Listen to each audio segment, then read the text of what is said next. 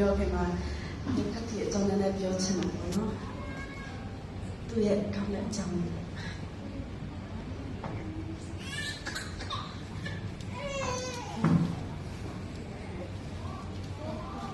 သူတာတော့အရင်ပြောချင်တယ်မင်းပြောနေမချင်တယ်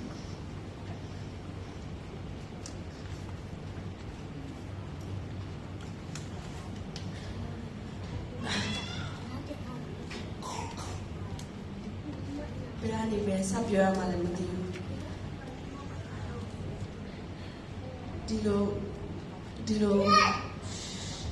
ဆိုနေတဲ့ဆွေမျိုးမျက်နှာကိုမြင်ရဖို့ဆိုတာလေဖျားကောင်းကြီးတစ်ခုပေးတာဖြစ်တာပေါ့နော်ပြီးတော့ဒီလိုတွေ့ရဖို့ဆိုလဲကောင်းတဲ့လူတယောက်နဲ့ဆုံတွေ့ခွင့်ရလို့ပဲဒီလိုတွေ့ရတာဖြစ်တာပေါ့နော်ဒီနေ့ကျမအခုလေမြန်မာနဲ့နည်းနည်းပြောမှာမလို့နာတိတ်နာမလဲလားရှိတယ်ဒီခံကြပါလို့ကျမထောင်ထမ်းရတဲ့ဟိုဘောနော်သူတို့အိမ်ရောက်မလာခင်မှာရောက်ခတိအိမ်ရှင်းရတာနဲ့ရောက်ခတိကိုအိမ်ဆုံးနေတယ်အဲ့ဒါသူကလည်းမသိဘူးလေနော်သူကလည်းမသိတော့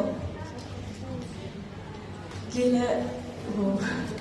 ကိုချစ်တဲ့သူအိမ်သွားမယ်ဆိုတော့လေပန်းစည်းတွေနဲ့လာတာဒါပေမဲ့သူတောင်းပေးတာမဟုတ်ဘူးတွေ့တဲ့အော်တော့ဖေးဆိုပြီးတော့မှပေးလိုက်တာပေါ့နော်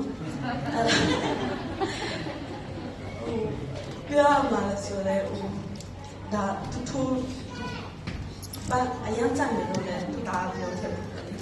ပန်းတို့ပြီးတော့အတီးရွယ်ဆိုလဲသူအရင်ကလည်းညီမလည်းရောက်လာ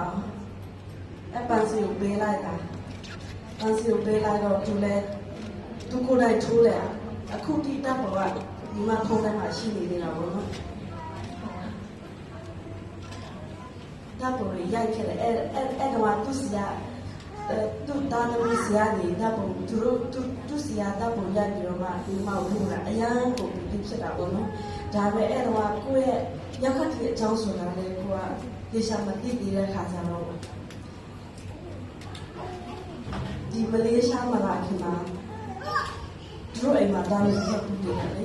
3လ2လလောက်ပေါ့နော်ဆရာတော်လည်းရှိတယ်ဆရာတော်ကလည်းလာတယ်လေအဲ့တော့သူကပြီးတော့ပုံပြီးတော့ဖျားတဲ့ခင်ကိုတီးဖို့လဲရောက်ခတ်ကြတယ်ညီမကိုညဝင်ပေးတာလည်းအများကြီးရှိတယ်နားလည်းခက်ပြီးတာလည်းအများကြီးရှိတယ်သူ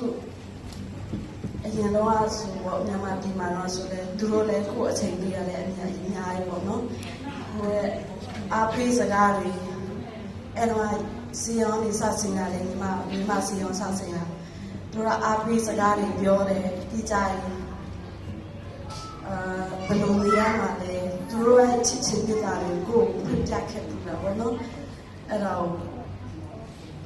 ရောက်ခမတယ်တော့အကလုံးသူတို့မိသားစုတွေကိုဆိုနေနေနဲ့ကိုတမီးအရေးရောက်ခတိရောက်ခမဆိုတာကိုတမီးအရေးပြောင်းလို့သူတို့တာတမီးဆိုတဲ့ကိုမမအရေးပြောင်းလို့အဲ့လိုဆက်ဆံခဲ့ဖို့ကကြတော့အဲ့တန်ရောက်စရာမမေ့နိုင်စရာ